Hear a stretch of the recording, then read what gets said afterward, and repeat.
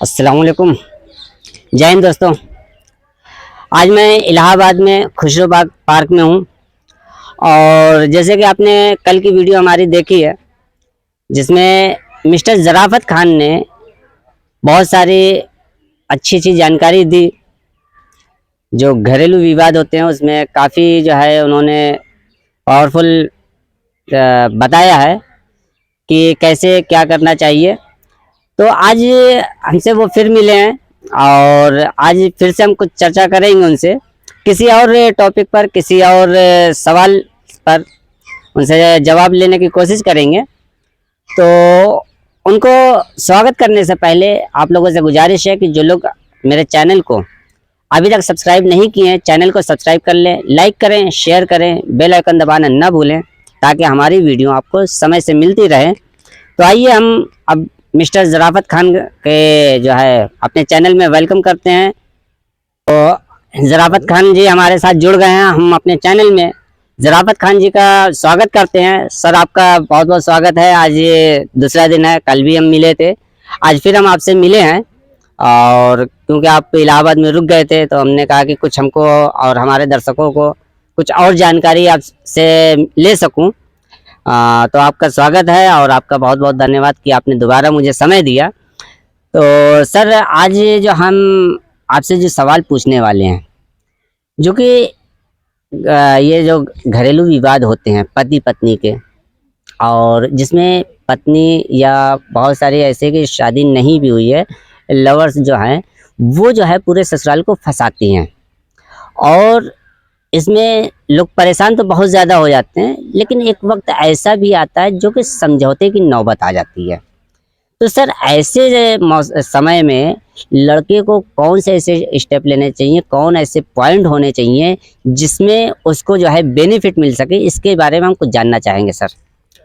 देखिए, सबसे पहले तो कंडीशन देखना चाहिए कि महिला शिकायत क्या करती है। अगर झूठी शिकायत कर रही है तो उसके लिए उसको बोलना चाहिए, अगर ये शिकायत झूठी है तो वो माफ़ीनामा लिख के दे और उसको लिखित रूप में दे कि भाई मैंने ये सब एलिगेशन सिर्फ किसी के कहने में आकर लगाए हैं, ऐसा कुछ भी नहीं था, ना ही कुछ मारपीट हुई थी और ना ही जैसे दहेज का एलिगेशन लगा देते हैं कि ना ही दहेज मांगा था। इस तरह से अब मान लो अगर लड़की मना करती है तो फिर जाहिर सी बात है, या फिर वो साबित करे कि भाई अगर ये एलिगेशन लगाए तो इनको फिर प्रूफ करे। लेकिन मैं ये कह रहा हूँ, अगर कॉम्प्रोमाइज़ करने वाली बात है, दोनों परिवार में अगर कॉम्प्रोमाइज़ हो रहा है तो वो एलिगेशन तो वापस लेने ही पड़ेंगे। सर हम ये जानना चाहेंगे, जैसे अक्सर ये देखा गया कि लव मैरिज में मतलब जो लव करते हैं, प्यार मोहब्बत करते हैं, और उसमें ये देखा गया कि अगर लड़का या लड़की की तरफ से कभी कभी ऐसा होता है कि वो रिलेशन आगे नहीं चल पाता, बीच में अलग होते हैं। अगर लड़का अलग होना चाहे तो वो नहीं हो सकता क्योंकि महिला के पास बहुत सारे कानून हैं और उसके दुरुपयोग होते हैं। और लड़की अगर अलग होना चाहे और लड़का उसको प्रेशर करे तो भी लड़के के ऊपर ही केस ही लगते हैं।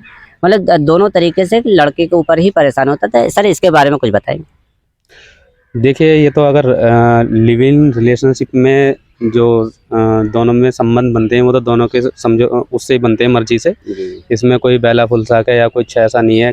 कई न्यूज़ मैंने देखी हैं, ज़्यादातर लिव इन रिलेशनशिप में क्या होता है, बेला फुलसा कर अखबार में आती है, आर्टिकल छपते हैं कि भाई महिला को बेला फुलसा कर लिव इन में लेके चला गया और उसके साथ दुष्कर्म किया, उसके साथ बलात्कार किया। जबकि खुद सोचना चाहिए, अगर हम लिव इन रिलेशनशिप में रह रहे हैं और वो किसी रूम में लेके जाता है तो भाई सबसे पहले वहाँ पर दोनों के आधार कार्ड लगती हैं, दोनों के आधार कार्ड लगते हैं, दोनों की मर्जी से ही रिलेशन बनता है। अब लड़की टॉर्चर इस चीज़ के लिए करती है कि भाई अगर पहले तो लड़की अपने काबू में करके रिलेशन बना लेती है, उसके बाद फिर क्या करती है वो कि इतना पैसा दो, सेटलमेंट की बात करो, नहीं तो मैं तुम पे केस कर दूंगी, वहाँ परेशान हो जाता है। तो कानून को ये चीज़ देखनी चाहिए, अगर दोनों की मर्जी से रिलेशन बन रहा है तो इसमें गलत कोई भी नहीं है। अगर लड़की गलत एलिगेशन लगा रही है तो उस पर लड़के के खिलाफ FIR दर्ज नहीं होनी चाहिए, क्योंकि वो जो रिलेशन बना है वो दोनों की मर्जी से बना है। दोनों की मर्जी से बना है। तो सर ये रिलेशनशिप पर बात हो गई है। अभी हम आपसे सर ये जानना चाहेंगे पारिवारिक मैटर में। तो अक्सर ये देखा गया है कि लड़कियां जब शादी करके आती हैं उसके बाद कोई विवाद होता है तो लड़की के घर वाले पता नहीं क्यों जो है टांग अड़ाते हैं, और जो कि लड़के के घर वालों को फंसाने की कोशिश करते हैं, जो कि वो मैटर ज़्यादा दिन चल नहीं पाता और बाद में समझौते की भी नौबत आती है। लेकिन कुछ केसेस ऐसे हैं जो कि बहुत ज़्यादा आगे बढ़ जाते हैं, जिसके लड़के के घर वाले बहुत ज़्यादा परेशान होते हैं। तो सर, ऐसे परिवार के लिए और ऐसे लड़के के लिए जिसको परेशान किया जा रहा है, सर कुछ उसके बारे में आप बताएं ताकि उसको रिलीफ मिल सके। देखिए, सबसे पहले इसमें ज़्यादातर ये चीज़ तो देखा गया है, लड़की जो है परिवार के नाम सबसे पहले लगाती है, क्योंकि सभी को कोर्ट कचहरी के चक्कर कटाना चाहती है वो। ये सिर्फ हरासमेंट करने की बात होती है, क्योंकि वो जब तक पूरे परिवार को कोर्ट में नहीं चक्कर कटाएगी तो वो भी सेटलमेंट पे कैसे आएंगे, वो ये चाहती है। लेकिन क्या है, सबसे पहले अगर लड़का अलग रह रहा है तो वो अलग रहने के जो प्रूफ वगैरह हैं या रेंट एग्रीमेंट है वो सब संभाल के रखे, वो प्रूफ बना के रखे। देखो, सब कुछ चलता है वो प्रूफ पर ही चलता है। मतलब एविडेंस बहुत ज़रूरी है। एविडेंस सबसे ज़रूरी है। जैसे ही पारिवारिक विवाद में कुछ बातचीत हो जाती है, माँ बाप से अलग हो जाते हैं, तो उसके बाद से ही वो एविडेंस बनाना चालू कर दे, ताकि कल को कुछ हस्बैंड वाइफ में 19-20 बात होती है तो वो कल को कोई कंप्लेन करती है तो सिर्फ हस्बैंड पर ही रहे।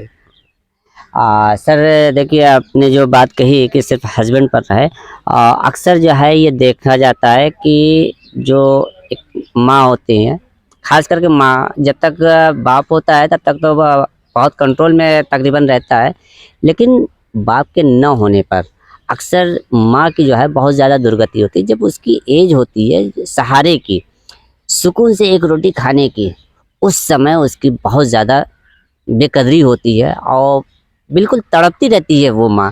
तो ऐसी माँ की सेफ्टी के लिए कुछ आप बताना चाहेंगे? देखिए, वैसे तो सीनियर सिटीजन एक्ट बना रखा है, लेकिन इस एक्ट का भी कुछ बेनिफिट नहीं है।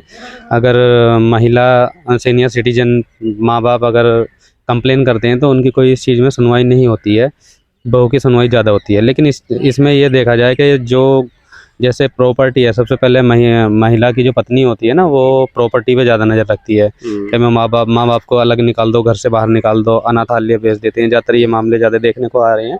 लेकिन उसमें ये चीज़ देखना चाहिए कि अगर माँ बाप के नाम प्रॉपर्टी है तो वो उनका जो हिस्सा है वो औलाद को नहीं मिलना चाहिए। अगर औलाद को उनका हिस्सा नहीं मिला तो वो भी बहू जो परेशान कर रही है वो भी इस चीज़ का डर रहेगा कि कल को अगर हमने इसको परेशान किया तो ये हमें ही घर से नहीं निकाल दे। जी, सही आप कह रहे हैं कि, लेकिन सर ऐसा भी होता है कि कई जगह जो है शादी होने के बाद लड़का और बहू जो है मतलब अपने मतलब अच्छी बातों से उसको इतना फुसला लेते हैं पेरेंट्स को कि पेरेंट्स जो है खुद से जो है प्रॉपर्टी उनके नाम पर कर देते हैं, लेकिन उसके बाद उनकी जो है ज़िंदगी नर्क से भी बदतर बन जाती है। तो सर, ऐसे में कोई ऐसा उपाय या कुछ ऐसे टॉपिक जिससे कि उनको मतलब वो जो पावर अपने हाथ से अपने बच्चों को दे दिए हैं वो पावर ऐसा मिल सके, ऐसे कोई तरीका? देखिए, वैसे तो ऐसा कोई तरीका नहीं है, लेकिन इस चीज़ में तो हम सरकार से मांग कर सकते हैं। जी जी। क्योंकि अगर माँ बाप ने औलाद के नाम कोई प्रॉपर्टी कर दी फिर वो वापस तो हो नहीं सकती। बेटर यही है कि प्रॉपर्टी माँ बाप अपने ही नाम करा कर रखें, कल को कुछ बात होती है तो वो दोनों को घर से निकाल सकें। पेरेंट्स जो है बच्चों को निकाल सके अगर वो बच्चे नहीं सुन रहे हैं तो। अगर बच्चे नहीं सुन रहे हैं, जी जी। और ये उनका अधिकार भी है। अगर बच्चे नहीं सुन रहे तो वो बेदखल कर सकते हैं, घर से निकाल सकते हैं।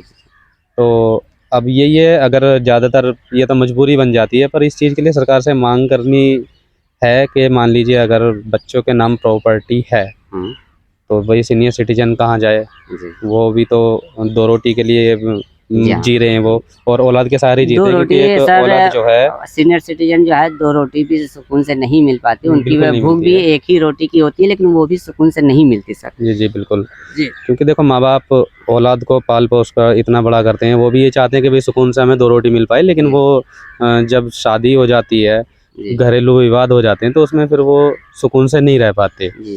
तो इसमें बस भारत सरकार से यही मांग करते हैं कि भाई उनको मान लीजिए अगर चाहे बेटे के नाम प्रॉपर्टी है, बहू के नाम प्रॉपर्टी है, तो उनको उस घर में उनका भी हक मिलना चाहिए, उनका भी अधिकार होना चाहिए। और कुछ अगर घरेलू विवाद होता है तो उनसे खर्चा भी मिलना चाहिए। बहुत धन्यवाद सर, बहुत आपने काफ़ी अच्छी जानकारी दी। उम्मीद करता हूँ कि मेरे श्रोता जो हैं, मेरे जो यूट्यूब हमारी वीडियो देखा करते हैं, उनको आपकी बातें वह काफ़ी पसंद आएगी। और हम भी जो है सरकार से अनुरोध करेंगे कि ऐसे मैटर जहां जो है पेरेंट्स ने अपने बच्चों के नाम प्रॉपर्टी कर दिया, उसके बाद अगर उनकी नाकदरी होती है, उनको प्रताड़ित किया जाता है, तो इस पर जो है गवर्नमेंट जो है भारत सरकार उसको संज्ञान में ले और ऐसे लोगों को सख्त से सख्त कार्रवाई की जाए और प्रॉपर्टी पुनः जो है पेरेंट्स के नाम पर ट्रांसफ़र हो। जब ये प्रॉपर्टी ट्रांसफ़र होने लगेगी और जब उन बच्चों को ये पता रहेगा कि अगर हमने अपने पेरेंट्स को प्रताड़ित किया, एक लड़की को जब ये पता चल जाएगा कि अगर हमने प्रताड़ित किया तो प्रॉपर्टी में कोई हिस्सा, कोई हक नहीं होगा, बल्कि हमारे ऊपर उनका रहेगा कि हमसे वो गुजारा भत्ता भी ले सकते हैं और हमको बेदखल भी कर सकते हैं, तो उनके दिल में खौफ होगा और पेरेंट्स के सास ससुर की जो है लोग इज्जत करना सीखेंगे और इससे कई घर टूटने से बचेंगे।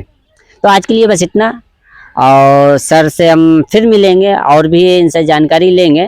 तो आज के लिए इतना ही, कल किसी नए टॉपिक पर फिर मिलेंगे। तब तक के लिए धन्यवाद। जय हिंद।